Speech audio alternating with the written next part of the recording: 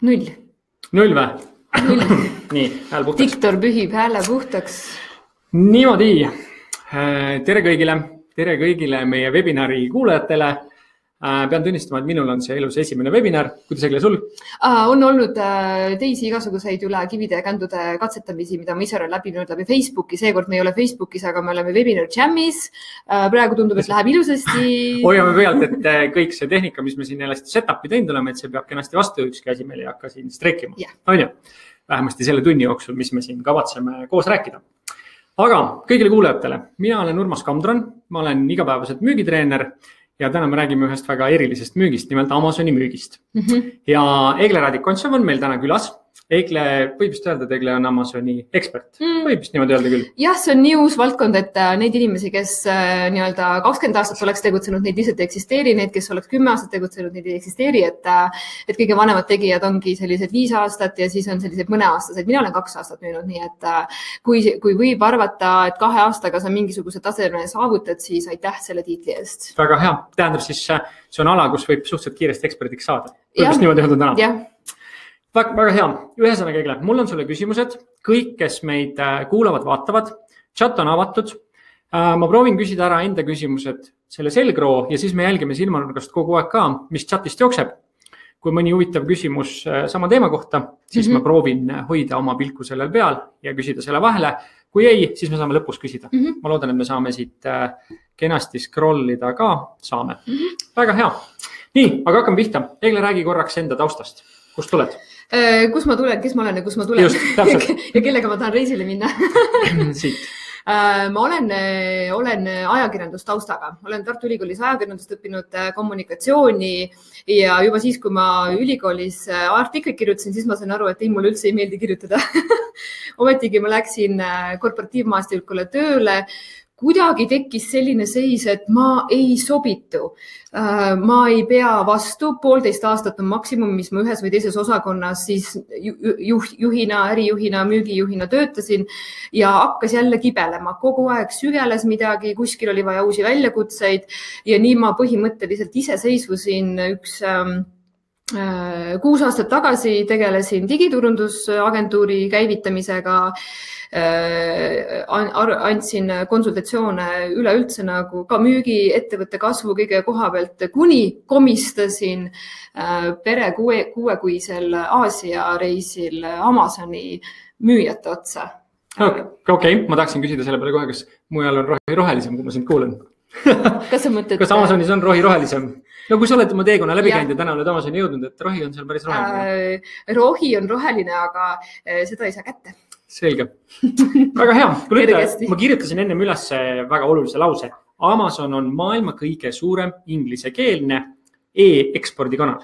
Vastab tõele? See vastab tõele. Hiinas muidugi meid ületatakse mitmekordselt, aga kuna meie kultuuriruum ei võimalda meil niisama lihtsalt puulusikaid ja metteks ju hiinlastele müüa, siis me ikkagi, kui me täna tahame inspireerida noori inimesi oma ettevõtet alustama, siis see on see koht, kus me kõige paremini hakkama saame ja kus on kõige rohkem inimesi, kellele me oma asju saame müüa. Kes saavad ka keeleliselt aru. Just, jah. Väga hea. Kui nüüd kirjelda, ma just nimetasin sind Amazoni eksperdiks, kirjelda, mida see Amazon sinu jaoks tähendab siis? Mis see siis on? Amazon, ta nüüd viimasel paari aastal on minu jaoks muutunud selliseks ühisjagamismajanduse ilminguks. Kui Amazon avas oma uksed tavalistele inimestele, et kõik võivad tulla ja oma tooteid müügile panna, siis sisuliselt on see nagu Uber, et mul tuleb mingi tooteidee, ma otsin kuskilt rahvusvahelise tehase ja ma ütlen, et mul on vaja 500 tükki seda või teist asja ja ma toodan selle ja siis ma viin Amazoni müüki. See ei olnud lihtsalt varem võimalik ja seetõttu me täna näeme, et Amazoni teema on plahvatamas. Kui ma YouTube'i panen Amazoni teema sisse, videosid tuleb nii palju, et keegi jõuab läbi vaadata. Ka Eestis on juba, meil on Facebookis on Amazon Estonia grupp, kus on üle 1000 huvilise kogunenud, mis on minu meelest väga suur kogus inimesi. Nii et see on selline, Amazon oli Tom Sawyer, eks ole. Tom Sawyeril oli vaja värvida aed. Ta ei jaksanud värvida aeda ise, ehk siis Amazon nägi, et ta ei jõua kõiki tooteid ise turule tuua ja ta võttis meid ehk üksikisikuid appi. Ja nüüd me siin kõik rõõmsalt värvime Tomi jaoks aeda. vaata, kui sa vaatad nagu ettevõtja vaatest, on ju, siis kõik räägivad sellest, et e-kaubanduse kasv, on ju, sa pead leidma oma e-kanali, sa pead hakkama, siis põhimõtteliselt Amazon on ju lihtsalt üks e-kanal, on ju? Ta on e-kanal ja kuna me praegu oleme ajalooliselt selles seisus, kus me kõik tahame e-poest oma hambapastat isegi ja vetsupaberit osta, eks ole, rääkimata kõigest muust, siis me oleme lihtsalt mugavaks muutunud popcorniga. Nii et me ise surume hästi kiirelt taha seda, et Amazon ja kõik muud e-kanalid kasvaksid ka. Amazon kasvab 20-30% aastas. Ma teisi väiksemaid kanaleid tea, aga kuna Amazon on lihtsalt niivõrd gigantne, siis see kasv on suur. Ja kui võtta siia kõrvale tavapoodide kasvist, tavapoed kasvavad, tavakaubandus on umbes 3% aastas, eks ju, et kui sa võrdled 30 versus 3, no siin ei ole mitte midagi võrrelda, et näita mulle ettevõtte juhti, kes oleks rahul, kui ta ettevõtte kasvab 3% aastas, eks ju, kas sa tahad sellises kohas olla või sa ei taha sellises kohas 7 ootaks vähemasti. Et justkui nagu inimesed kõnnivad su uksest mööda, nad ei tule enam sisse. See on tavapoodide seis rahvusvaheliselt. Kuule, ütle korra keera tagasi sinna selle toreda elustiili mõtte juurde, on ju. Et sa ütlesid ennem, et sa olid kärsitu, sul oli kogu uut asja vaja. Kas sa täna oled leidnud selle nagu elustiili, võib öelda? Kas sa täna oled veel kärsitu või sa tunned, et nagu seal saad realiseerida enda täit powerit? Ja, ma saan realiseerida täit powerit, et kui sina tunned oma hinges, et sa oled selline hunt kriimsilmalaadne inimene, kes, ma ei tea, kirjutab blogipostitust ja siis on teil jalad kuumas vannis ja siis ta samal ajal ka, ma ei tea, keerab juustesse lokke ja siis samal ajal organiseerib mingisugust konverentsi, eks ju. Et sa teed 10 asja korraga, sulle meeldib erinevaid asju teha, sul hing kogu aeg tahab uusi väljakutseid, siis Amazon kindlasti on see koht, mida sa võiksid proovida. Ma tundsin muidugi praegu ennast ära nii, et ma võin ka see inimtüüp olla, kes jalad vannis kirjutab blogipostitust. No võt. Väga hea. Ehk siis Amazon inimtüübi mõttes sobib aktiivsele noorele. Ta sobib, kui me kuuleme, et multitasking, rööprähklemine saab nagu negatiivset tagasisidet, siis ütleme nii, et kui keegi ütleb, et rööprähklemine on paha, ma saan aru, aga mingi inimtüüp on selline, kes rööprähkleb, eks ole. Ja kui sa oled ka selline nagu mina ja nagu Urmas, et siis see on see tüüp, kes oleks õnnelik Amazoni äri tehes. Väga hea. Kuule, tõmbame paralleeli, kui iga noor, kes meid kuulab, iga vana, kes meid kuulab, ta mõtleb alati klassikaline ettevõtlus, on ju, teen oma OÜ, otsin oma toote, hakkan tootma kuskil punktis X versus Amazoni äri. Kus sa tõmbad üldse paralleeli või kus sa tõmbad erinevuse või kuidas sa neid üldse võrdled? Väga laias laastus on nad samasugused. Ma arvan, et edu protsendi koha pealt ei ole siin ka nii palju erinevust tavaettevõttega. Kui me teame, et 90% läheb aia taha ega Amazonis asjad teistmoodi ei ole, eks ole. Kus on nüüd erinevus? On see, et Amazoni äri alustades me saame päris hästi ära defineerida, kui palju on nõudlust, kui palju on pakkumist, kui tihe on konkurents ja kas ma olen piisavalt terav pliiats, et ma saaksin mingisuguse toote turule tuua või mitte, kas ma leian selle tootja, kas ma suudan ise seda toodet arendada nii palju, et mul oleks hea marginal ja ma reaalselt saaksin endale ka palka välja võtta. Nii et me ei istu kodus lambist ideed romantilise genereerimisega, vaid tegelikult me läheme turule siis, kui me näeme, et meil on seal reaalselt koht olemas. Ja minu jaoks võtab see nagu ühe suure riskikoha väiksemaks. Jah, me ei saa ette ära garanteerida, kas meil selle toote lansseerimine ja müük õnnestub, aga me vähemasti teame konkreetseid numbreid. Amazoni on kirjutatud 3. osapoolte poolt tööriistu, millega ma võin konkurentide igakuised käibed ja müüdud ühikud võtta õhtul kell 11 välja, eks ole, ja ma tegelikult tean, mis seis on. Sa tahad põhimõtteliselt öelda, tavaline ettevõtlus, tavaline ettevõte, tavaline toode, sa lähed toodet valideerima, on ju? Kas sa lähed kliendile koju, kas sa lähed Kristiine Keskuse parklasse küsima, kas sellist asja on vaja? Sina teed selle töö kodus ära. Ma teen selle ära ja seda saab tegelikult teha palju kiiremini kui see, et ma hakkan mingisugust ulatuslikku kliendi uuringut tegema või ma tellin kuskilt konsultatsioonifirmast mingisuguseid tohutuid küsitlusi või ma olen Emori klient ja siis vaatan, et kus ma seda infot kätte saan, eks ole, et ma ise saan selle info üpriski niimoodi poole minutiga, mul on juba pilt selge, et kas mul on mõtet siseneda mingisugusesse segmenti või mitte. Ja see on tõesti pool minutit. Kas see võib olla natukene ka homse päeva toote valideerimise küsimus, et kuidas homme valideeritakse toodet läbi digiajastu, on ju? Et kuskile keegi enam ei lähe. Startupi maailmast me teame, sa pead oma toodet minema reaalse kliendi peale testima, rääkima, nii kaua, kui sul on esimesed ostjad olemas. Vot siin on see erinevus, et selline startupi tüüpiline toode Amazoni tõenäoliselt ei pruugi sobida. Kui inimene ei oska otsida sinu uut revolutsioonilist toodet, siis sa ei saa seda müüa Amazonis, sest me müüme ainult asju, mida inimesed sisse toksivad. Vastasel juhul minu tooteleht ei tule välja. Ja kui ta on liiga laia, liiga kaudse nii-öelda otsifraasiga seotud, siis inimene ei osta ära, conversionit ei tule.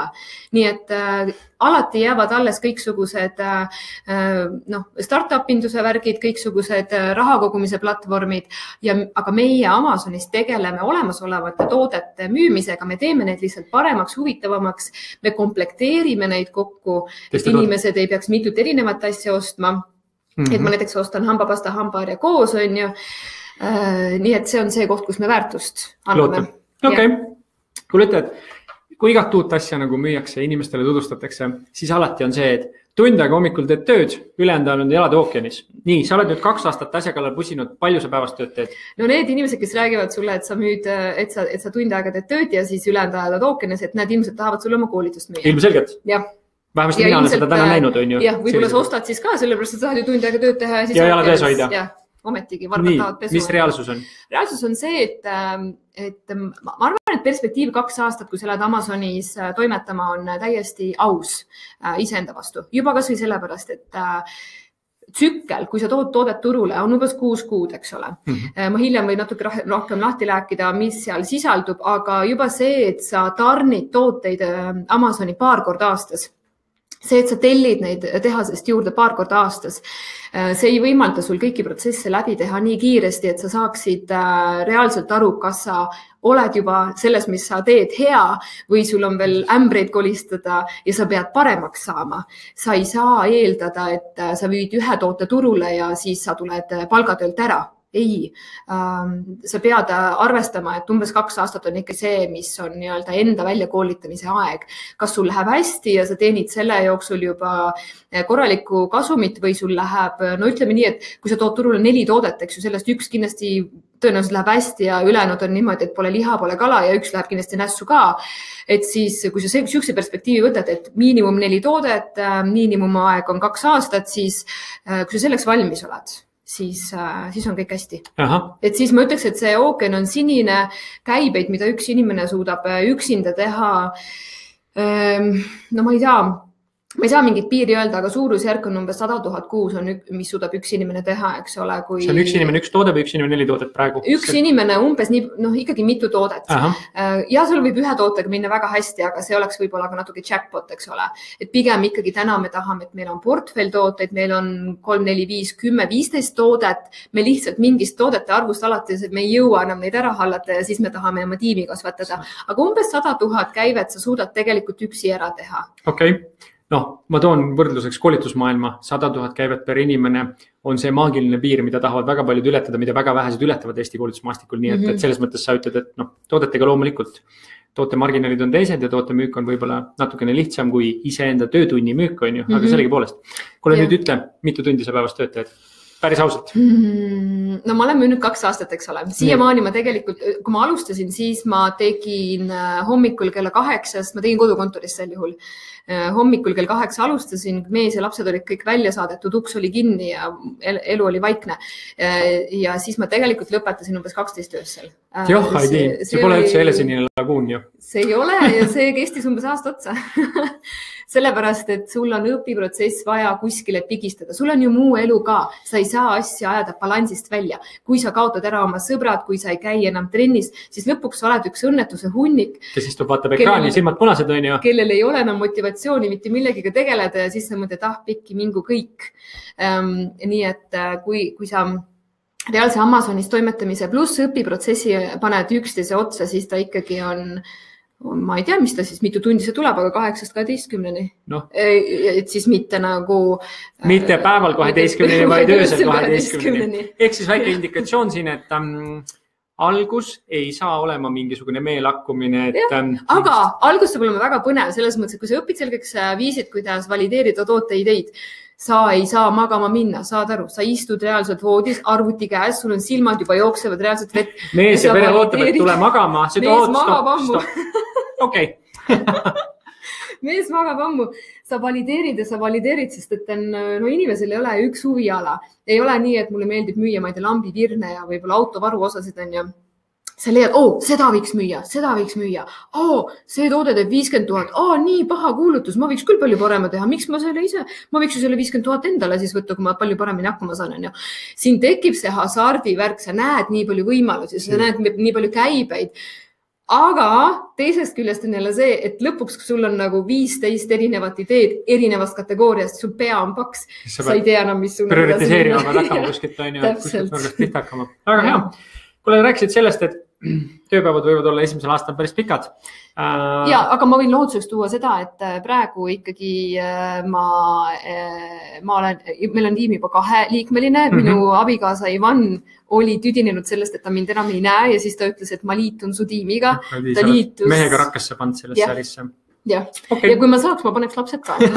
On veel aega, kasvavad on ju ja siis sa saad neha selles mõttes, et lastele on Amazonis väga hea anda töid, sest seal on vaja igakuiselt välja võtta raporteid, KPI ehk Key Performance Indicatoreid ehk mitu tükki ma müüsin, palju mul reklaamist tuli, palju mul orgaaniliselt tuli, kas mu kuulutused on üleval, kas on vahepeal midagi juhtunud, eks ju, sellised nagu korduvad tegevused, mida ei ole vaja, et sina teed, sa saad kas või vanaemale delegeerida, kui vanaemal on igav kodus. Tahtsid praegu öelda rutiinsed tegevused, millega sa ise ei viitsi tegeleda, need lähevad lastele.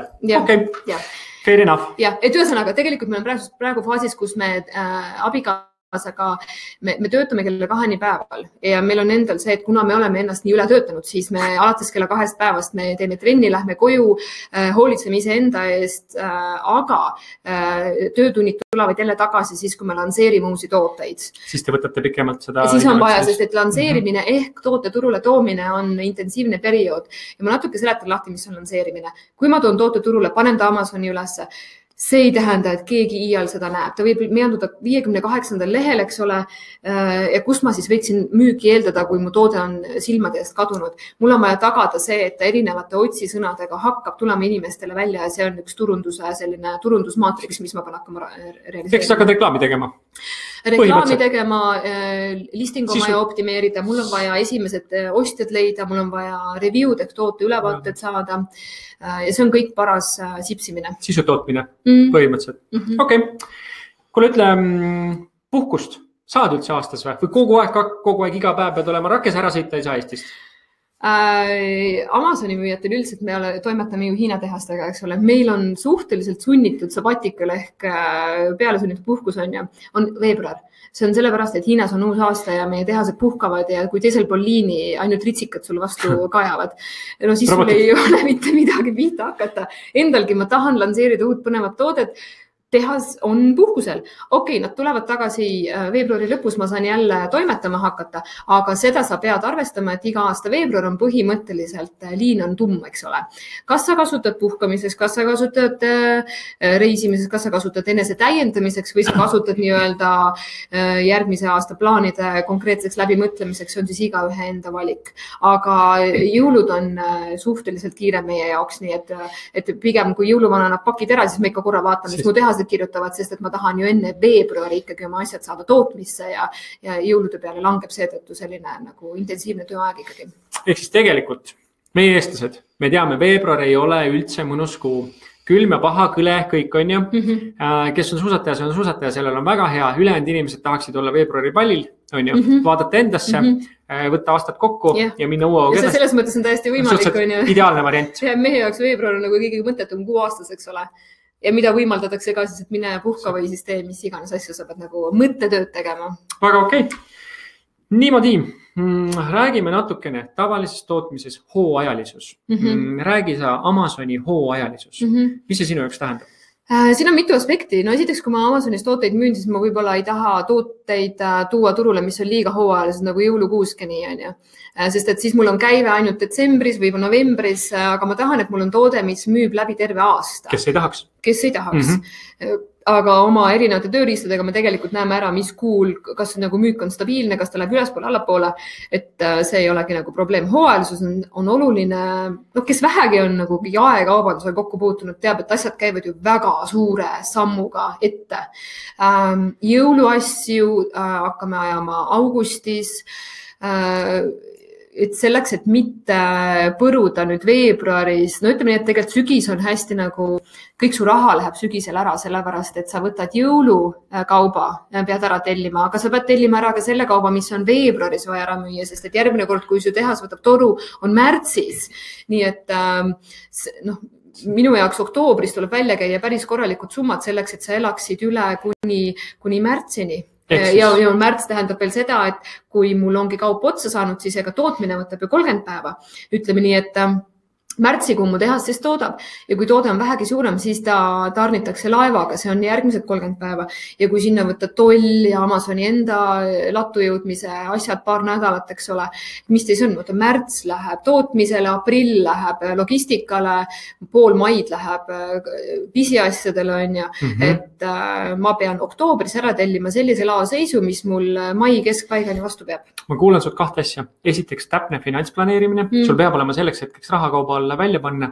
Teine väga täpne toote elutsükli jälgimine, pluss siis see ka müügitsükli jälgimine on ju, et ta oleks õigel ajal olemas laos on ju. Kohe vasti jõuame toote juurde ka. Kuule, Martin küsib meil vahepeal, vaatan korraks. Martin küsib meil, mis turud? Mis turul hetkel toimetab? Ma kõigis, mis sa mainisid, UK, USA, Saksamaa, ma toon välja selle eripära, et võib-olla kõige aktiivsem turg on Ameerika. Seal on võib-olla nagu sükest rüselemist rohkem, eks ole, aga ma soovitan tegelikult kõigil alustajatel ikkagi Ameerikast alustada, sest seal on kiire ja lihtne valideerida ideid. Ja kui sul läheb hästi, siis sul on ka nõudlus kiiresti, et kasvab peale, eks ole. Et Euroopa on selles mõttes hea, et jah, seal on küll rahulik, aga kas sind rahuldab see, ütleme nii, et tegelikult mind ei rahulda see, kui ma müün 2 tükki päevas. Jah, see võib olla minu milestone, et ma teen mingid müügid, aga ma tahan tegelikult ikkagi müüa 10+ tükki päevas, et sealt juba midagigi hakkaks mul endale ka alles jääma kuu lõikes. Euroopa boonus on see, et kui minu kaup on UK laos, siis ma teenindan läbi Amazoni UK-le lisaks veel Saksamaad, Itaaliat, Hispaaniat, Prantsusmaad, nii et ma Euroopas toimetan korraga 5 riigis, aga ladu on ainult UK-s. VAT-d ehk käibemaksu maksan ainult UK-s. Nii et see on nagu selline boonusseis minu arvates. No väga okei, jaa, absoluutselt. Nii, vaatame vahepeal, keerame küsimustada tagasi. Ühe sõnaga, millised on alustava inimese riskid? Kõik tahavad kindlasti küsida, mis riskid mul on. Kui ma teen tavapärast äri, siis ma tean, mis riskid mul on. Ma tahan masinaparki soetada, ma mõtlen välja toote, ma vaatan, mis selle tootmiseks vaja läheb, ma tahan masinaparki soetada, ma olen EAS-i, küsin toetust, ma tahan oma businessiga algust teha. Millised on Amazoni riskid? No kui esiteks, kui ma nagu olen Eestis ja ma tahan ikkagi EAS-ist mingit toetust saada, et siis ma tahan Amazonis müüa, mis on väga normaalne loogika, sellepärast, et esiteks, kui ma ainult Eestiga toimetan, siis minul see 1,3 miljonit inimest, see on väga väike turg. Mul on 300 miljonit klienti, miljardit klienti, mis iganes, et meil on miljonid niši segmendid välja kujunenud üle maailmselt, mida kõike on võimalik läbi Amazoni teenindada. Ma läheksin sellise loogikaga. Ma mõtlen välja, ma hakkan ettevõtjaks. Tore. Järgmisena, ma tahan Eestis toota. Ei pea Eestis tootma, võid toota kus iganes maailmas, aga tahan Eestis toota. Siis ma hakkan valideerima ära üldse, mis asju ma võiksin toota. Oletame, et mul on väga suur kirg puidu asjade vastu, eks ole. Ma ei istu kodus ega mõtle, et ma hakkan siin tegema nüüd mingisuguseid, ma ei tea, lumehelbekestega või nugasid. Ei, ma lähen Amazoni, ma valideerin ära, mis asju üldse inimesed ostavad, mis hinnapunktiga, kas mul jagub tootmiseks raha üle või mitte. Ja kui ma leian selle magusa koha, kus on nõudlust palju, aga konkurente ei ole turul väga palju ja hinnapunkt on korralik. No tuues siia näiteks mõned markantsemad näited nagu, ma ei tea, lemmikloomade kirstud puidust. Täiesti koht, mida võib... Pretty weird, aga See on weird, aga Amazonis müüakse ussikesi, platsentat, naljaga pooleks, eks ole, platsenta cookbook ehk platsenta kokaraamat. On täiesti saadaval. Et Amazon on nii suur ja lai, nišid on nagu tõesti erinevates kohtades. Siis ma lähen EAS-ist oma tootmise jaoks raha küsima alles siis, kui ma saan ära näidata konkreetselt numbritega, et näe, mul on turg olemas, ma tahan teda teenindada, aga mul on masinapark puudu, aga ma ei leiuta neid asju lambist ja see on Amazoni väga suur pluss. Ehk siis jällegi valideerimise juures tagasi. Kas Amazon ise on ka risk? Amazon on väga suur risk. Amazon täna, ütleme nii, et kui sa kasvad suureks, siis Amazon ihaldab natukene sinu käivet saada. Kes ei tea, siis Amazonil on endal palju nähtamatuid brände. selle eesmärgiga, et pakkuda kliendile parimat hinda, siis ta teeb oma brändid, eks ole. Ja kui ta näeb, et kuskil lähevad käibed väga normaalseks, normaalne tähendab Amazoni mõttes 6-kohaline kuus. Et sa teed oma tootega, kujutame ette, et 400 000, eks ju, üks toode teeb sul kuus. Kindlasti võid olla kindel, et teised tootjad, teised konkurendid on kadevad sinu peale, tahavad sind lüüa, kas siis parema toote, parema hinna või mis iganes, parema väärtuspakkumisega. Amazon ise hakkab natukene nuga teritama, et tahaks ka. Ta teeb kindlasti kõrval oma brändi ka. Ja kuidas neid oma brände näha on see, et lähed amazon.com lehele, kerid täiesti lõppu ja siis footeris on terve hunnik brändilinke, need on kõik Amazoni salajased brändid. Ja sa näed, nagu, kus Amazon ise ka sees on oma 2 jalaga. Ja ka need, nagu kui sa trükid sisse näiteks naiste teksad, eks ole, et siis tegelikult kunagi sa ei näe, kas Amazon on selle brändi omanik või mitte, sest et meil on illusoorne arusaam, et meil on suur valik. Tegelikult võib olla terve lehekülg ainult Amazoni erinevaid brände. Okei, ehk siis tegelikult mingis mõttes Amazon ise natukene õõnestab ka seda äri. Õõnestab ja mõnikord Amazon paneb kirjeldamatul põhjusel meie listingud kinni ja ta päris täpselt see klienditeenindaja ei oska meile põhjendada ka, et miks see listing ehk kuulutus on kinni pandud. Aga sellised probleemid juhtuvad pigem, kui me oleme juba suured müüjad. Kuskil keegi viskab mingit kaigast kodaratesse ja siis selle pusjarahtu erutamine võib võtta kuid aega. Paneb peto peale. Jah. Okei, ütle, sa ütlesid, Amazon kasvab ise, kogu see Amazoni äri kasvab iga aasta ise tohutult. Kas toodete paljusus ei ole juba läinud nii suureks, et see lihtsalt ei ole ruumi uutele tulijatele? Kas see möll ei ole juba nii suur, et nagu tänane siseneja vaatab juba, et vau, ma ei leiagi ennast kuskilt ülesse? Ma arvan, selle ilmestamiseks sobib hästi see, et kes on vähegi näinud nõukogude kaubandust versus praegune kaubandus. Nõukogude ajal sa läksid kangapoodi ja sul oli seal 10 rulli kangast, eks ole, ja siis kõik lapsed käisid ühtemoodi punaste sellikutega ringi, kuna lihtsalt ei ole teistmoodi kangast. Ja tänapäeval lähed Abakani või kuhu iganes ja sul on 850 erinevat kangast. Inimesed tahavad valikut, segmendid kasvavad üha suuremaks. Uutele tulijatele ei ole kohta välja kujunenud otsisõnades. Minule ei ole kohta välja kujunenud otsisõnades nagu Bluetooth, speaker, mis iganes, sports bag, eks ole. See on liiga üldine otsisõna. Ma pean leidma, näiteks kui ma tahan spordikotti müüa, sports bag, polkadot, sport bag, transparent, sports bag, mis iganes kids, sports bag, on ju, unicorn, sports bag, et ma hakkan leidma siin oma niši, mida inimesed otsivad. Inimesed otsivad väga konkreetseid asju. Pead rohkem nissi minema ühesõnaga. Kaeva ennast seal jänese urus natuke sügavamale, vaata, missuguseid erinevaid asju inimesed tarbivad ja siis sinu klientuur ongi see konkreetne pisikene nišš. Inimeste fantaasia ühesõnaga on piiritu ja kasvab kogu aeg. Väga hea. Kuule, siukene teema. Kas kõik sobib müügiks? Ma arvan, et ma toon ühe huvitava näite. Mul üks alustavate ettevõtjate kursus, mesinik. Rääkisime meie müügist. Kõik teavad, Eesti mesi on hea, Eesti mesi on natukene kallis, juba tehakse trikke Eesti meeturul on ju, trikitatakse, toode ei ole enam päris Eesti mesi, ma ei tea, kuidas nad seda teevad, on ju, toodavad mett, mis ei ole päris mesi, segavad mett, mis ei ole päris nagu puhas mesi. Toome sellise näite. Ma olen Haapsalu mesinik, on ju. Mul mesitarusid tublisti, otsin Eestist, konkurents tihe, raske müüa, hind pisut kallim. Tahan Amazoni minna. Mõtleks korra selle läbi. Kas mesi sobib müügiks? Mida ma teeksin siin esimesena? Ma võtaks selle mesiliku tegelikult enda kõrvale, ma teeks lahti Amazoni ja ma trükiks sisse honey, lihtsalt mesi. Ja ma vaataks, mida üldse tuleb selle väga-väga üldise keyword'iga välja. Ja ma vaataks läbi tõesti võib-olla 5 esimest lehekülge. Ja kuna ma teadsin, et Urmas tuleb meie sooviga, siis ma tegelikult vaatasin, mis meeturul toimub ja mida ma nägin. Tavaline mesi, hinnapunktid on madalad. Alates $3 sa saad juba täitsa suure koguse kätte, kas see kvaliteet on normaalne või mitte ja iga ühe enda otsustada. Amazonis on oluline, et sa märkad, et ei oleks liiga palju review'sid ehk tooteülevaateid nendel sinu konkurentidel. Kui sa lähed märksõnaga honey, siis sa näed, et kõigil meie müüjatel on tuhandeid review'sid. Review on sotsiaalne kinnitus, et toode on hea või halb. Ja see juba näitab ära, et selle võtmesõnaga ma mitte kuskile minna ei saa. Aga kui ma kaevun sügavamale, ma lähen leheküljele 5, lähen 4, eks ole. Ma hakkan nägema mingisuguseid tooteid, millel ei ole nii palju review'sid ja oma tööriistaga ma näen ära, et okei, aga see mesi teeb ju 9000 või 12 000 ikkagi kuus käivet, eks ole. Mõnele Amazoni müüjale see kuukäive ei ole atraktiivne, aga mina täpselt sellistes segmentides toimetangi, et ma panen oma tooteportfelli, no ütleme nii, et üks toode teeb 5-kohalise käive, et alates 10 000, 10 kuni 30 000 on ja teeb üks toode ja siis sa niimoodi oma portfelli üles ehitad. Et täna minu igakuine käive on 60 000, et ja ongi seal umbes 10 toodet sees, et mõni ei tee nii palju käivet, aga mõni teeb väga kenasti käivet. Ja ma nägin, et täiesti on kasutamata variante.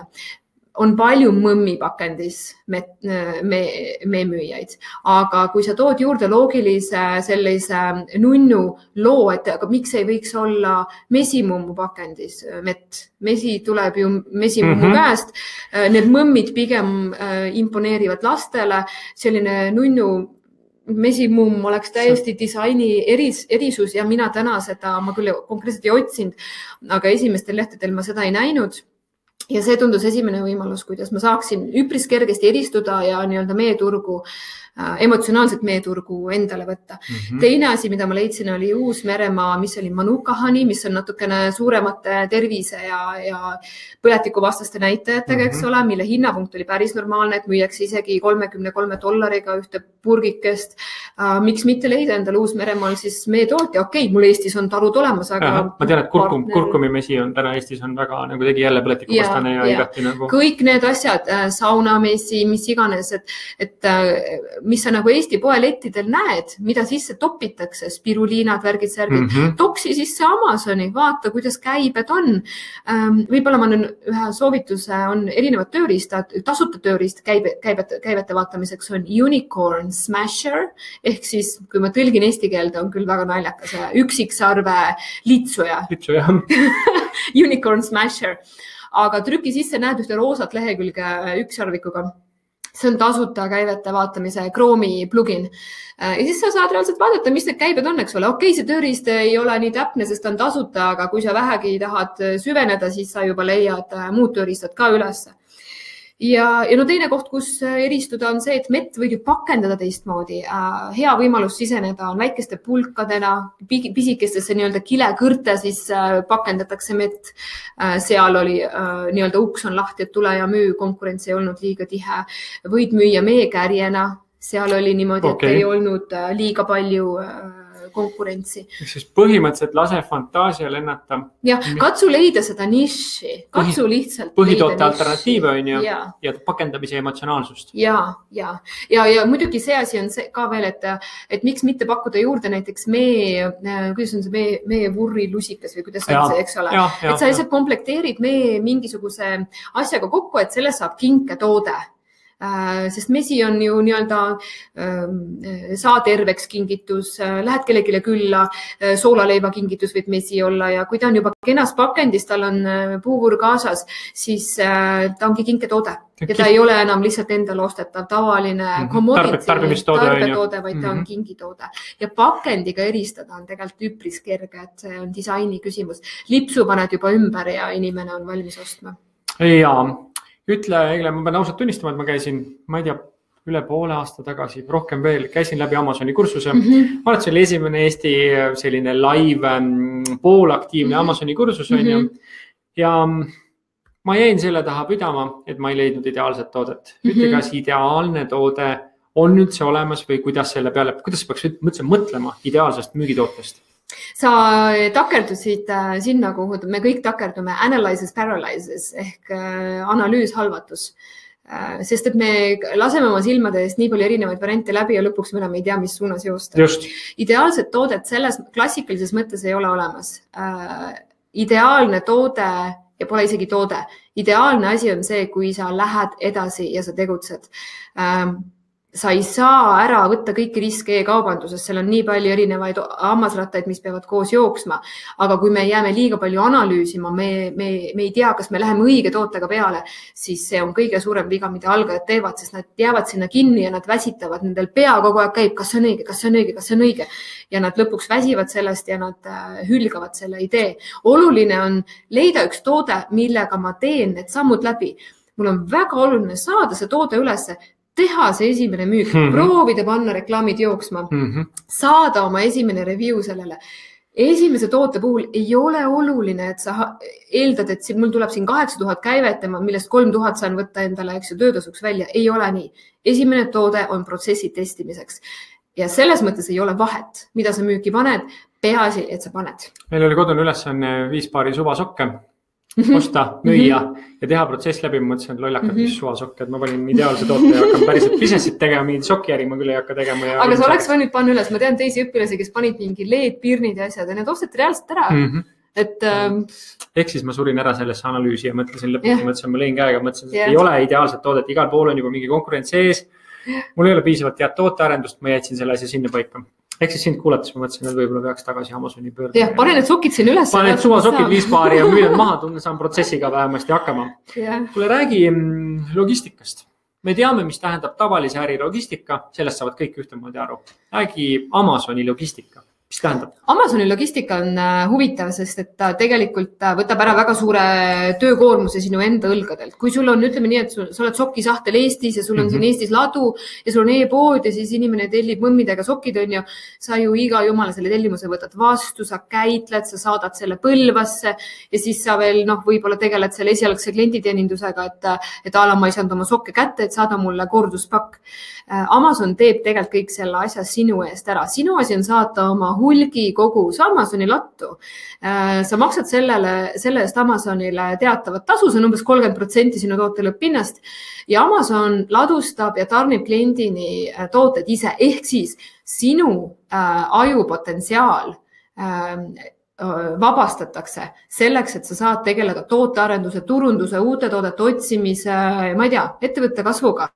Ja minu jaoks on see oluline argument. Ma ei taha tegeleda asjadega, mis on liiga, ei loo nagu lisandväärtust, vaid need on vaja ära teha, eks ole, aga toodete postitamine ei loo lisandväärtust. Taaskord ma kuulen, et sul need rutiinsed asjad üldse ei istu. Sellepärast ma korporatsioonis ei pidanudki vastu. Saad kattida ära kõike, tegeleda ainult huvitavate asjadega. Aga Amazonis ongi võimalik tegeleda huvitavate asjadega, sest esiteks sa valid ise selle segmendi, kus sa alustad ja kui sul läheb hästi ja ma tuletan meelde, et ikkagi katsu lanseerida 4 toodet, alles siis otsusta, kus sa tahad nagu kanda kinnitada. Ja kui sul näiteks meeldib soki business on ja siis sa arendadki seda soki businessit. Kui sa ei teadnud, siis näiteks täna on olemas ka sokid toolidele Aasiast täiesti, eks ole, et mitte põrandat ära kriimustada. Et sa teed oma soki businessi ja sa oledki täiesti selles mullis, kus sa tahad olla. Ja kui su ettevõte kasvab, Amazonis on väga palju erinevaid detaile tööülesannetes. Lõpuks sa jätad enda kätte need asjad, mis sulle meeldivad. Kui sulle meeldib turundus, sa tegeled turundusega. Kui sulle meeldib sisu luua, blogida, videoid teha, unboxing, asju nagu toota, klientidega meeldib tegeleda, siis fine, tegele sellega. Kui sulle meeldib uusi tooteid välja arendada, analüütilise poolega tegeleda, siis fine, tegele sellega. Ülejäänud asjadele sa saad leida endale kolleegi ja sa võtad enda ettevõttesse tööle ja iga inimene siis tegeleb sellega, milles on ta kõige tugevam ja siis kollektiivselt me oleme ka nagu õnnelikud, sest et me ei pea tegelema asjadega, mis meile ei sobi. Ja mis pärsivad sinu energiat, on ju. Väga hea. Pagan, ma panen need 5 paari suvasokke ikkagi järgmine nädal mõtlesin. Nii, kuule räägi, sa ütlesid jutu käigus nüüd ära, et Amazon võtab päris tubli ampsu sinu tootemüügi marginalist. Tavapärases äris me kõik oskame arvestada, kui suur on tootemüügi marginal, on ju. 30% on päris suur amps. See annab mulle indikatsiooni, et see toode, mida ma Amazoni paiskan, peaks olema päris suure marginaaliga, on ju. Eks seal peaks õhu vahet jääma, on ju. Ma võib-olla annan sellise üldise, see on nüüd väga üldine ja sellega paned kindlasti puusse, aga kui sa vaatad Amazonis tooteid, siis üldine valem on see, et 30% kulub tootmisele ja tarnimisele. 30% võtab Amazon endale ja 30% jääb sulle kasumina kätte, et sa saaksid kasvada. 30. Ja, umbes niimoodi. Aga tegelikkuses ütleme niimoodi, et kui sa oled juba rohkem edasi arenenud ja sa tead juba, mis koht on Alibaba on globaalne tehaste andmebaas ja sa seal tooteid vaatad, et siis ma ütleks, et selle toote tüki hind võiks olla 4. või 5. lõppmüügi hinnast, siis sa hakkad seal juba timmima niimoodi. Et kui sa vaatad 4. või 5. tuleb see toote tehasepoolne hind, eks ole, et oluline on, et ma saan oma eelarve kokku, et mu toode ei tule liiga kallis, et olen konkurentsis ka hinnaga, mitte ainult kvaliteediga. Ehk siis rafli ikkagi Exceli arvutus kolmandik alguses pärast 25 on ju. Ja kui sa hakkad juba konkreetselt Alibaba's endale asju otsima. Okei, see on väga hea indikatsioon. Vaatan vahepeal, Silver küsib, kuidas jõuda tootjateni, tehasteni, kuidas toimib nendega suhtlus toote osas? Me saame aru, et me pöörame pilgu Hiina poole. Mitte ilmtingimata tegelikult, kui sa lähed Alibabasse ja paned sisse näiteks, ma ei tea, kohvikaps on ja siis kui sa märkad seal otsingu juures on väikesed kolmnurgakesed ja kui sa lahti vajutad, sa saad valida erinevate riikide tootjaid, sa ei pea ilmtingimata võtma Hiina tootjaid. Täna on Alibaba keskkond, kus on rahvusvaheliselt kõige rohkem kogunenud tootjaid kokku ja see on mugav. Sa võid võtta ka Eesti tootja, sa võid ka ise tootma hakata. Kas sina täna toodad Hiinas või sa toodad kuskil mujal veel? Hiinas ja Indoneesias. Okay. Tahaks Vietnamiga minna. Eestis ei tooda sa praegu midagi? Paraku mitte. Okay. Selge. Aga küsimus oli, kuidas jõuda tehasteni. Sa ei lähe kohe tehasega suhtlema, kui sul tekib idee, et ma tahan toolisokke müüa, eks ole. Sellele eelneb, et sa teed ära konkurentsianalüüsi ja vaatad, mis tooted teevad head käivet ja missugusesse segmenti ma selle tootega saan siseneda. Kas ma funktsiooni, värvi, komplektiga eristun, eks ole. Siit juba tuleb teha selle sisend, eks ole, et kas ta on suuteline tootma seda, mida ma vajan. Teiseks ma loen läbi toote kõik review'd, konkurentide kõik review'd ja ma võtan konkurente nii palju, kui neid vähegi võimalik on võtta, et 10 konkurenti, 15 konkurenti, eks ole. Ma vaatan, millega ostjad on olnud rahul, see on sisend tehasele ja millega nad ei ole rahul ja see on sisend tehasele. Ja siis ma vaatan, kas ma saan olla parem miskis mõttes, kas mu materjal peab olema tugevam, kas mul on vaja kanga asemel kasutada plastikut ja see on sisend tehasele. Nii et ma ei lähe tehasega suhtlema enne, kui ma ei ole täpselt aru saanud, mis on see konkreetne nišš ja minu eristuvus, mida ma kavatsen siis nagu realiseerima hakata koostöös tehasega. Ja siis ma suhtlen, kui ma olen alustaja, siis ma soovitan suhelda miinimum 20 tehasega. Vastasel juhul see värvid ennast nurka või tehas värvib siin nurka. Ütleb sulle, et näidis maksab $200 on ja sul puudub võrdlusmoment, teine tehas võiks ju kõrvale öelda, et on ka 200 on ja, aga kui sa oled 20 tehasega suhelnud, siis sa näed, et missugune see tõde siit tuleb. Ja nii-öelda nagu laiskuse ja kiiruse peale siin ma ei panustaks. Aha. Mulle kohe mõtlen selle peale, et näidis maksab, on ju. Kas sa selle toote, mis sa turule paiskad, kas sa seda toodet saad enda käest ka katsuda, ma olen see inimene, ma tahaks näha, nagu öelda, see toode on ikkagi see on ja see on õige asi ja nüüd ma julgen müüma hakata Amazoni saatma. Kas sa näed üldse neid tooteid? Ikka näed, jah. Kui ma ei näeks oma toodet, siis ma olen väga, nagu ma müün tegelikult sigakotis ja ameeriklased on nii kvaliteedi tundlikud, et ma lähen nagu ise endal kõri lõikama, et ma kindlasti seda ei teeks. Mis ma teeks? Ma tellin vähemasti 3 tehaselt, kui ma olen 20-ga suhelnud ja 3 olen enam-vähem saanud indikatsioonid, et jah, nad suudavad teha, mida ma tahan ja eelarve kipub tulema ka kokku. Ma alguses kohe ei hakka tohutult hinnaga pressima, sest mul on tegelikult alguses aru vaja saada, kas see tootmiskompetents on neil olemas. Ja siis ma tellin kõigi nende käest näidiseid ja ma ei telli ainult ühte näidist, sellepärast vastasel juhul ma ei saa ju aru, et kas ühe tehase hea kvaliteet on tõesti hea kvaliteet. Ma tuletan meelde, et hiinlaste hea kvaliteet ei ole meie hea kvaliteet. Hiinlaste hea kvaliteet on Egiptuse 3-tärni hotell. Ja, täitsa loogiline kõlab. Meile tundub Eestis 3-tärni hotell, et okei, nagu ma saan hakkama, et ei ole probleemi, aga Aasias, Egiptuses, kus iganes sa ei lähe 3-tärni hotelli, et siis sa sisuliselt tunned, et sul on vedrud on tagumikus ja sul on õnnetu olla. Nii et ma saan valideerida erinevate tehaste kvaliteedistandardid ka ainult selle järgi, et ma investeerin näidistesse raha ja ole valmis maksma näidiste eest, näidised tehased ei pea sulle tasuta andma. Kujutle ette, kui palju, kui mitukümmend kirja, kui mitu 100 kirja päevas mõned klienditeenindajad saavad. Miks nad peaksid saatma suvalistele ühepäevaliplikatele tasuta näidiseid? Juba see, et sina maksad näidise eest raha, valideerib sind kui tõsist inimest. Nii et ära kunagi kauple näidise hinda alla ja kui tehas ütleb sulle, et näiteks mingi vormi tegemine maksab $100, siis tõepoolest see nii on. Aga kui sa hiljem annad sisse suurema tellimuse, siis ta võtab selle mold või siis vorm, ta võtab selle vormi raha sinu tellimusest maha ja ka näidise tegemise raha võtab tellimusest maha. Kuulen kõrvalt, et sul peaks olema natukene stardikapitali selleks, kui sul päriselt toote näidised on vaja, et sul ikkagi nagu fondi peab alguses olema selleks, et nagu tellida päriselt veenduda, hea toode. Ja vaata, fondi peab ka selleks olema, et kui ma hiljem lähen turule, ma ei lähe turule 20 tükiga. Esiteks, ükski tehas ei müü mulle 20 tükki üldiselt. Palju miinimum müüb? ma ei saa seda öelda, aga mul on vaja ära valideerida, mis on minu võtmesõnaga keskmine müük, palju minu konkurendid müüvad kuus. Ja turvaline on minna 3-kordse kuukogusega, sellepärast esimene kuu ma katsun aru saada, kas mul õnnestub. Kui esimese kuu lõpuks on toode läinud ise lendu ja tõesti orgaaniliselt tuleb müüki peale, ma ei pea enam väga palju reklaamima, siis ma annan sisse ju tellimuse. Aga tootmine võtab 30 päeva, on ju, ja siis shippimine võtab 30 päeva. Ehk siis kogu see 3 kuud ma pean ju kuidagi müüma. Amazonis on väga halb, kui sul saab toode otsa. Kogu see nähtavus ja esilehtedel välja tulemine, see igapäevaselt kõk, nagu pall mööda treppi voolab alla, on ju, seda ei takista mitte miski.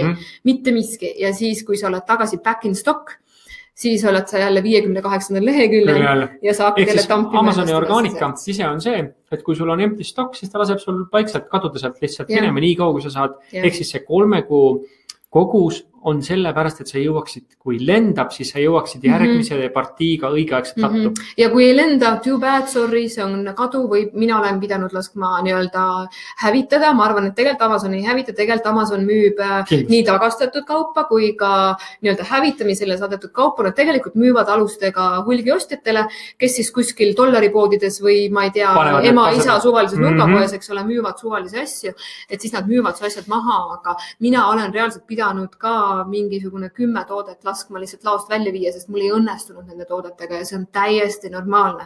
Ma tahan siin tuua ühe Jeff Bezos ehk Amazoni asutaja omaniku, ühe maailma kõige rikkama inimese täna. Üks edu põhimõte ongi see, et sa ei lähe kiiret raha tegema, sa lähed pikaajalisse mängu ja sa lubad endal selles teekonnas, selles pikaajalises teekonnas katsetada, eksperimenteerida ja eksida. Ja ainult läbi eksimiste sa jõuad tõeni. Sa ei saa tõde ette teada. Sa pead olema valmis selleks, et midagi kuskilt vahepeal on valus. Ja läbi selle sa saad paremaks. Täitsa tavaline. Startupi maailmast kõik täpselt sama. Läbi valude, läbi eksimuste. Ega ka tavalises tootmismaailmas on ju. Tavalises äris meie ümber. Nii ehk naasu tulevad need eksimused, on ju. Sa nagu nii paned kuskil mööda.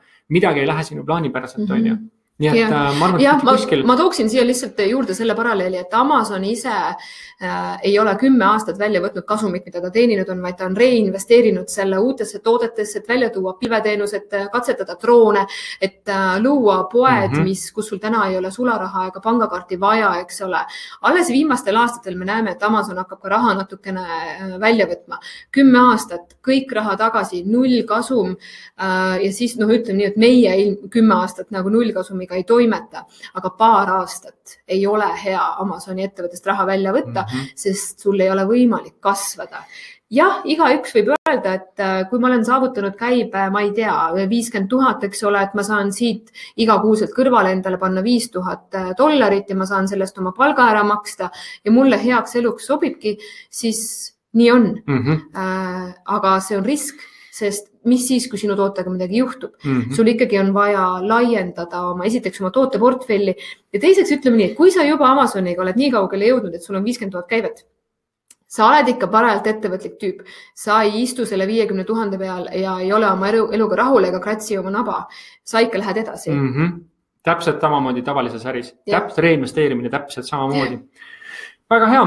See paneb jällegi minu jaoks ohutule põlema sellega, et kui sa raha välja ei võta, sul peab olema finantsi. Kas sa teed seda palgatöö kõrvalt alguses, et sul on nagu eluks vajalik raha finants olemas? Või siis on see, et sa võtad miinimumi, sa ei osta endale uut autot, sa ei käi brändiraivastes, sa saad hakkama sellega, et sa käid trennis, sööd kvaliteetset toitu, sul on lapsed on toidetud ja kinosse saad ka minna, aga elu luksused sa võib-olla lükkad paar aastat edasi. Kes vähegi on kinnisvara investeerimisega tegelenud, teab ka seda, et nii-öelda see rahalise vabaduse punkt tuleb ju kuskil ja selle nimel inimesed isegi tõmbavad ennast 500 euro peale kuus tõesti edukalt maha ja on võimalik hakkama saada. See on see rahvusvaheline uuring, et kas lapsed söövad selle õuna kohe ära või ootavad 2 õuna, on ju paari tunni pärast ja see on täpselt samamoodi täiskasvanutel, on ju. Delayed gratification ehk lükatud tänu. Absoluutselt. Ma jätaks viimaseks küsimuse Amazoni boonused Amazoni äris. Vaatame korraks ka. Nii, Kirsika küsib, review'd, ilma nendeta ei müü, kuidas neid saada?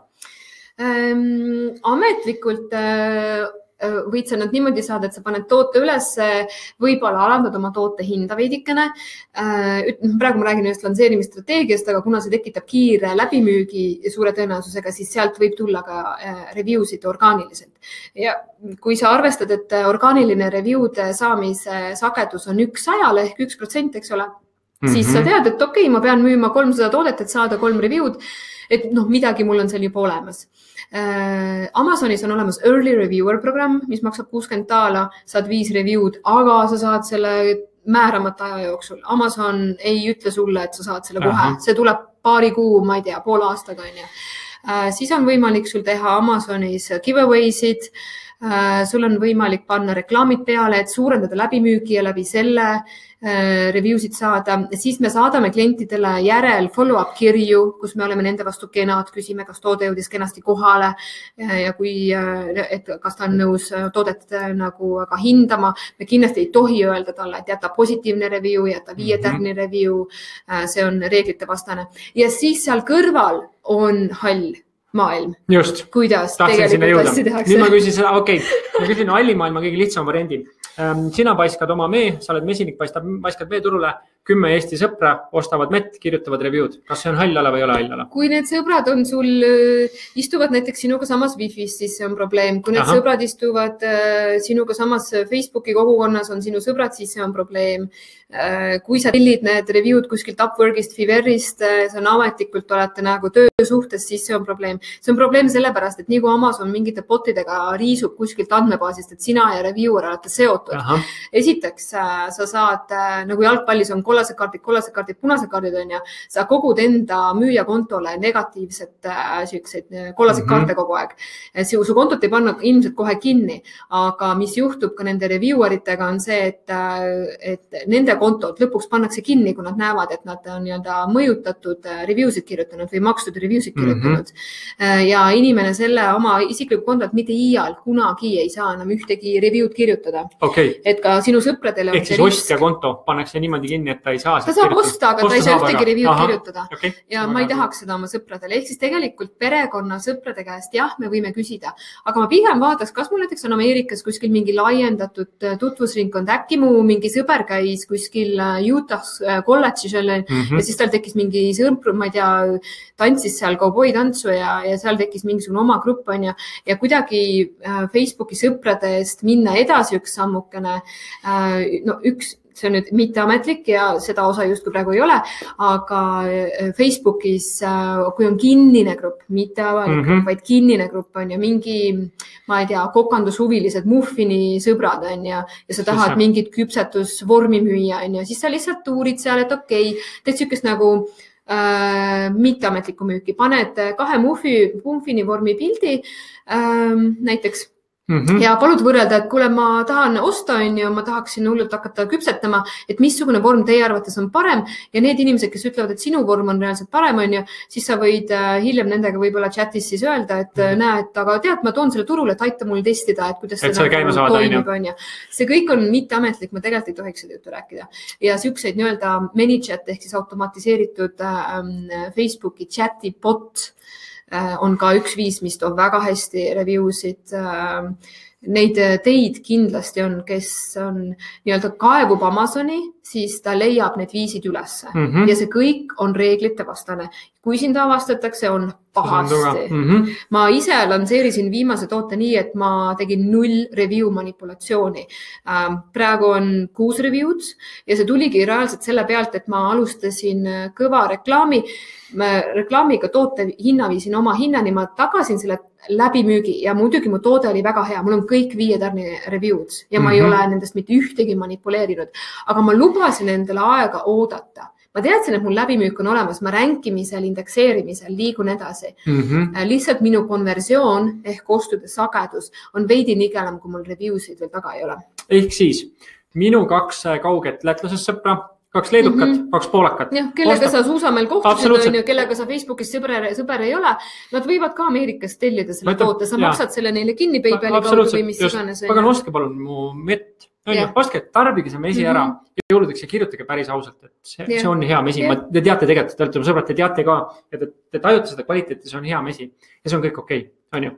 ütleme nii, et see Amazoni jaoks ei ole okei. Aga nagu tava mõistes on see okei, see on aus, selles mõttes aus tagasiside ja kaugematelt sõpradelt. Väga hea, nii meil on 57 minutit räägitud. Nüüd vaatame veel. Küsimused. Kas üks toode on üks kaubaartikkel, üks toote perekond, kaubamärk? Üks toode on üks artikkel ehk unit ehk SKU ehk stock keeping unit. Ütleme nii, et üks pastakas on üks toode. Kui ma tahan müüa pastakat ja huulepulka koos, siis see on üks toode. Ma ei saa saata Amazoni pastakat ja huulepulka eraldi ja siis öelda, et kui klient ostab pastaka, andke talle kindlasti kaasa huulepulkani. Kui see on komplekt, siis ma panen selle kokku. Amazon annab mulle triipkoodi, ma pakendan selle kilekotti, panen triipkoodi peale ja see on toode. See on toode. Sõltub, mis mul on selle komplekti sees. Selle komplekti sa teed Eestis valmis, komplekteerid kokku juba? Ja, no mina küll Hiinas, eks ole. Või kas hiinlane paneb siis kokku sul 2 toodet? Selge, pakendab ära. Ja see on võib-olla oluline teada, et need koodid, mis meil on tavakaubanduses Selveris, me pakendi peal näeme, et neid me ei saa Amazonis kasutada.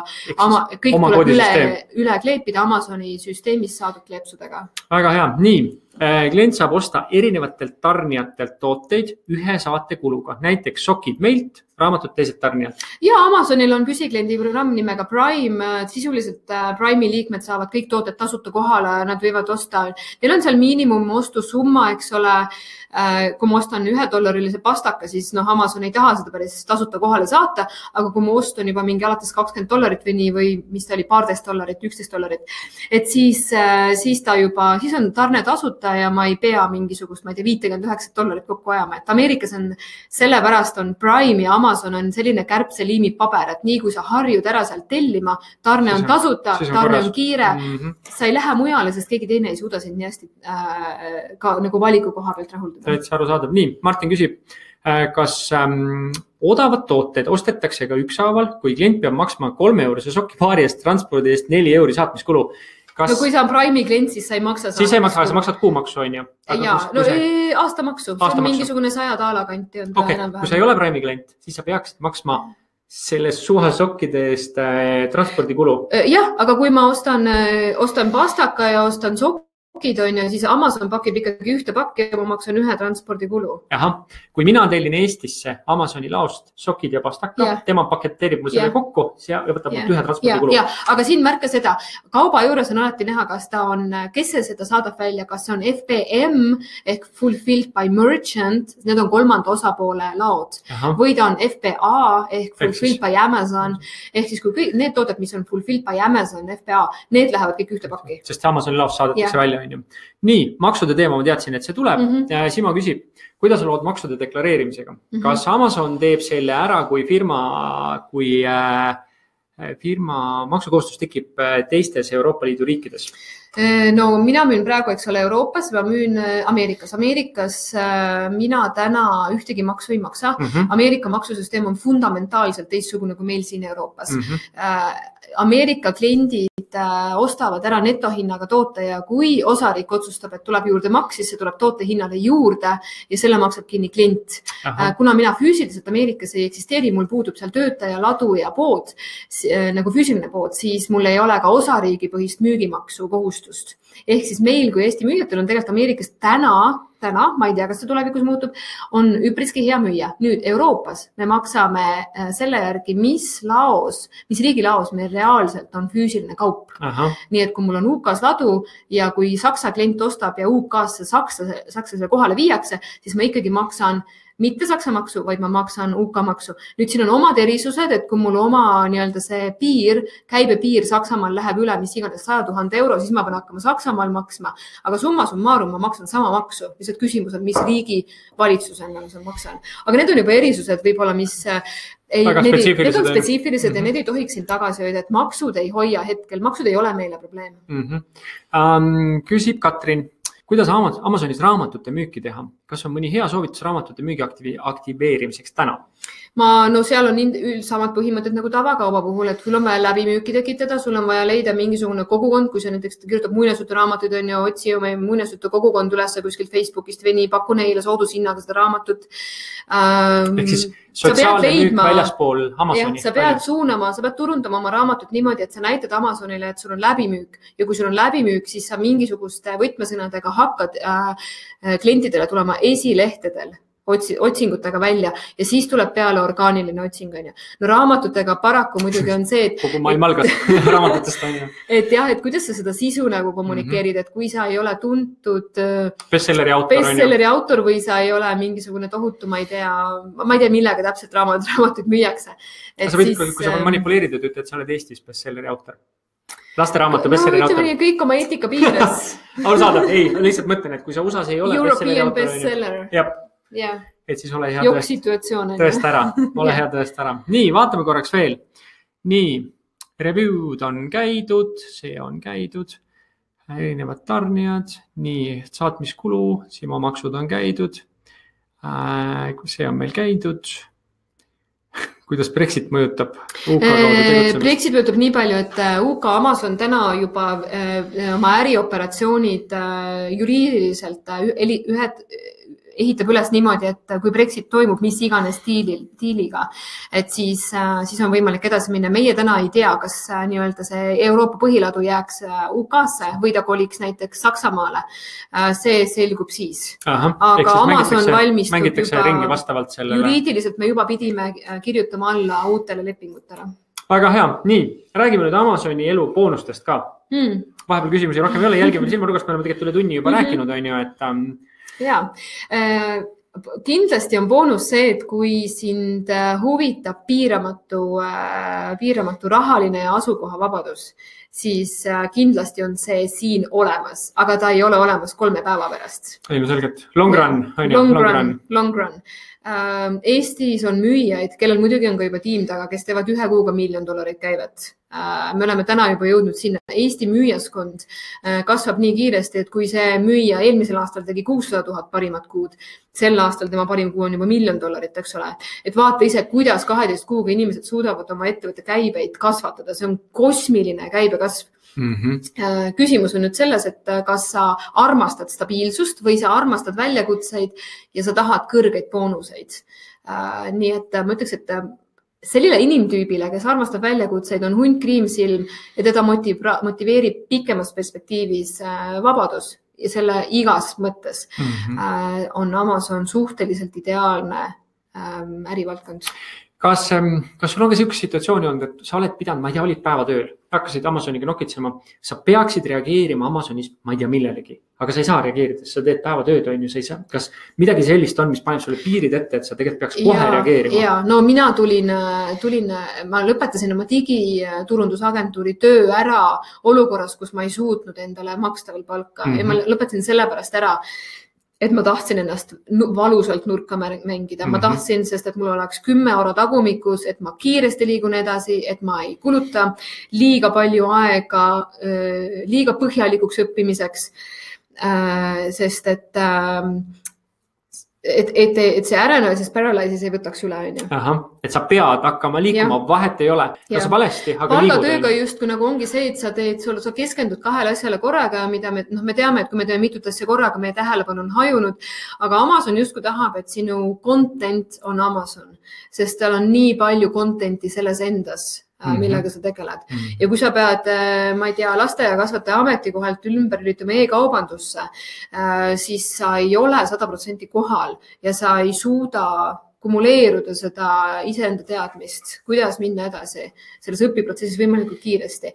Nii et ja, sa alustad küll seda nagu osalise õppimise ja osalise ajaga, aga ennast on vaja teha iseseisvaks pigem varem, sest et tempo on selle taga kinni. Ehk siis põhimõtteliselt sa ütled, et 5 paari suvasokke selle ajal võid veel põhitööd teha, aga siis mängi ennast nurka niimoodi, et sul poleks teist väljapääsu. Et sul on nii paha, et sa tead, et ma pean tegema need asjad täna ära ja sa oled kella 2 üleval ja teed need asjad ära. Järged kell 7 üles ja kirjutad järgmised 20 kirja järgmisele 20 teha selle ja sa liigud edasi tempokalt ja siis sa saad kiiremini sealt nurgast välja ka. Aga ma müügitreeningul sama asi. No võt. Nii et ei ole mingit vahet, kas müüd Amazonis või müüd igapäevaselt reaalselt näost näkku. Nii, Piia küsib ühe mu lemmikküsimuse, mis on teie populaarsemad tooted, sa ei pea sellele vastama, kui sa ei taha. Ma igaks juhuks räägin siin seda, et kui ükskõik missugune Amazoni müüja tuleb tänava peal vastu ja tema käest küsida, et mida sa müüd.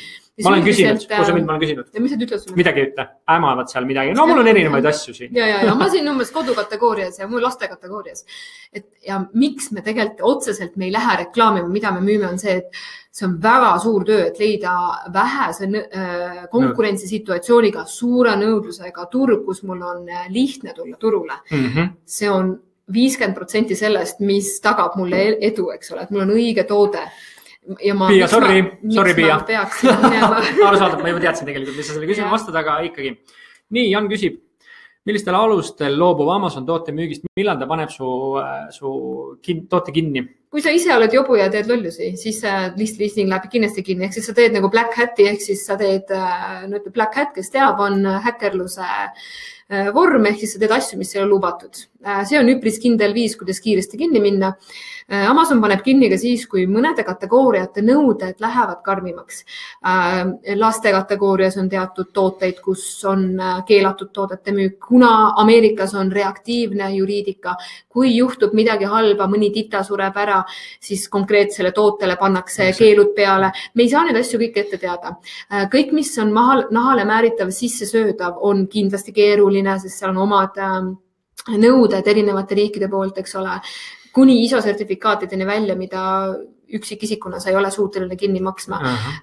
Sa pead, ütleme nii, et ma ei saa sulle öelda praegu kõiki asju ära, aga kui sa hakkad pihta, siis ma ei tea, kui sind huvitavad määrtõlid on ja siis hakkad lihtsalt uurima määrtõlide nõudeid ja sa saad selles kohas targemaks. Muidugi oma kogemust öelda, et kui ma avasin Amazoni account'i USAs on ja siis saadeti mulle ühte ja sama debiilset kirja kogu aeg vastu. Mis asja mul B-kaarti oli vaja, mis asja, mitte juristi, vaid ikka juristi selle pitsati ja sellega oli mul ettevõtte B-kaarti vaja. Siis mul oli vaja Swedbankast võtta pitsati ja ma ei tea millega, konto tõendus, et mul on Swedbankast päriselt konto olemas. Ja nad saatsid mulle ühte sama debiilset kirja kogu aeg vastu. Ma ei lugenud sealt midagi välja, ma küsisin, mis mul valesti on, öelge, mis on valesti, ei tulnud, on ju. Ei tulnud. Ja mida mina tegin oli see, et ma joonistasin ümber kastid, tegin noole ja ütlesin, siin on panga aadress, siin on pangakonto, siin on minu aadress, siin on minu nimi ja siin on minu isikukood. Ma reaalselt tegin ja siis ei tulnud enam tagasi. Me peame arvestama seda, et Amazon ei ole intelligentne ameeriklane, kes sulle vastab. Need klienditeenindajad on Indias, ma ei tea, Mehhikos, eks ole. Need on oma protseduure jälgima pandud odav tööjõud. Ja kui sinu saadetud asi ei vasta nende standardile, siis ta lihtsalt paneb sulle ühe korra siukse vastuse, sorry, me ei suhtle suga enam. Ja siis nad ei suhtle sugi enam. Mis on väga karm, eks sa pead ise tööd tegema selleks, et sa pead lugema läbi fine prindi, ära lollita Amazoniga. Me oleme Eestis ära harjunud sellega, et kui me saadame ühe korra dokumenti sobi, siis me saadame 12 korda seda dokumenti ja mõtleme, mis mõttes sa ei saa aru, mis seal kirjas on. Kirjuta mulle siis, mis mul valesti on. Amazon annab sulle heal juhul 3 šanssi ja kui sa ise oled piisavalt idioot, siis lõpuks. Amazon nagu valideerib selle järgi inimesed, kes oskavad lugeda. Kui sa lugeda ei oska ja oled liiga hüperaktiivne, siis sorry, Amazon ei ole sinu jaoks. Väga mõistlik soovitus. Nii, Silver küsib veel, millise kapitaliga alustasid äri? Kas oma kapitaliga, võõrkapitaliga? Enda kapitaliga ma kogusin kokku umbes mingi 5000 eurot, selle ma suhteliselt põletasin ära. Ma alustasin 3 tootega, üks nendest on Zenimani alles, müüb umbes 15-20 unitit päevas, mis on väga hea minu jaoks. Aga ülejäänud tooted läksid kõik lörri ja mõtlegi nii, et katsu 4 toodet turule tuua on ju. Kindlasti, ma ütleks, et 5000 on isegi vähe, et 8-10 000 oleks selline turvaline. Päris suur hulk raha. See on päris suur hulk raha, aga ütle mulle ka, et kui sa teed suvalise piruka putka, ega ka seda ei tee 200 euroga, eks ju.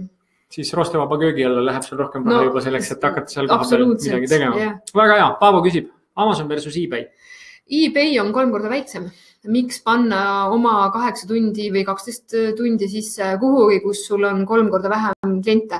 eBay versus Amazon on see, et eBay't nähakse justkui nagu garaažimüügi keskkonnana. Seal on kasutatud asju, seal on suvalisi asju, seal on mis iganes sellist kaheldava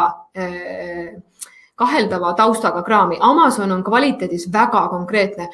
Enamikes kategooriates kasutatud asju müüa üldse ei ole võimalik. No raamatutes on ju on, aga üldiselt on ainult uued asjad ja kuna review'de süsteem ehk inimeste tagasiside on niivõrd oluline, kliendi rahulolu on niivõrd oluline, siis klient usaldab Amazoni palju rohkem, kui ta usaldab eBay'd.